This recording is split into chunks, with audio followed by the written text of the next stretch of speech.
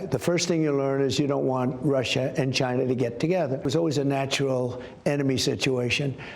They're probably friendly now, but we're going to be friendly with both. I think we're going to be friendly with both. China needs us in terms of trade very badly. Yeah, and Bill, President Trump also mentioned, I believe, also in that same interview that they have their separate discussions ongoing with the Chinese. Do we have any idea right now, just to follow up on Rebecca's point, what those discussions are, and if we have any indication of when they probably will meet? Well, we think those are taking place at a lower level, trying to figure out what an agenda would be for a leaders' meeting, and also the details of when they would meet, what the terms of that would be. Having President Xi Jinping go to the United States, if that's the focus from the Trump administration, is a risky bet by China. Because Trump does have a habit of putting leaders on the spot. We saw with the Irish Prime Minister just last week that Trump was very critical of him as the two men sat together. So I think the Chinese would be looking for a very structured format that they could have some control or influence of that might limit the ability of Donald Trump to kind of freelance comments with Xi Jinping being forced to stand right next to him.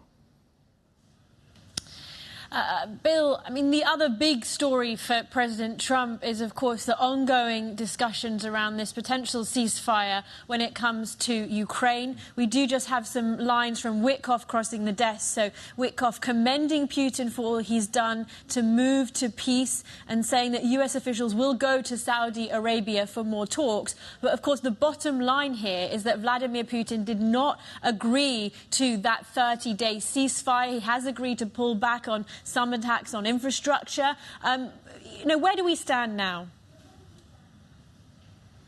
Yeah, I mean, going into this, the U.S., the Trump administration made very clear that their top priority was to get an immediate ceasefire for 30 days and then spend that period trying to work on a longer-term deal that would allow for a de-escalation in Ukraine.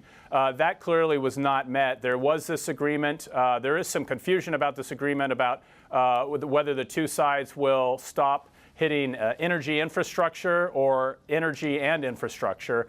We're still waiting to get that resolved. But they did not really meet this broader agreement. They've said that talks on a broader peace will start in the Middle East, presumably Saudi Arabia, immediately, but there's also no details on that. When you look at the words that the Trump administration put out before this call and what they're saying afterwards, clearly the 30 days had been a focus, and that is one big thing that they did not get coming out of it, and we'll be following up with them and seeing what the next steps to getting some kind of a ceasefire might be.